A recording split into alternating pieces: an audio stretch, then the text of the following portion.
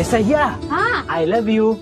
I love you कहे से पहले तो मौके फेसबुक कर आईडी बताओ और इंस्टा कर पासवर्ड बताओ, क्यूआर कोड दे सब करते जल्दी से जल्दी, पर बाद में तो आई लव यू टू कहबो। ठीक है, पटाख से तार काम सिंगाले रहो है, ठीक है।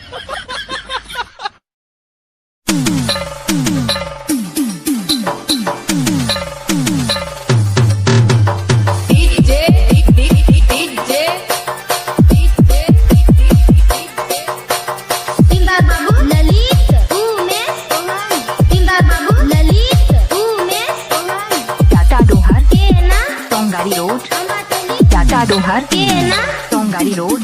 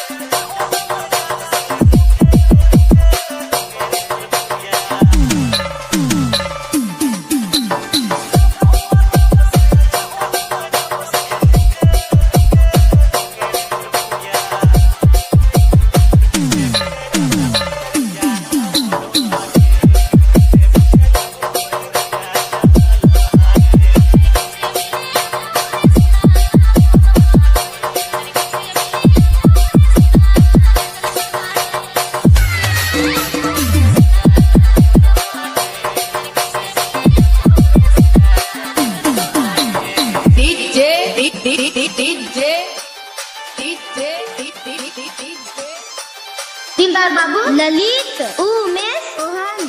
दिलदार बाबू ललित, उमेश, ओहन। टाटा डोहर केना टोंगारी रोड अंबाटोली।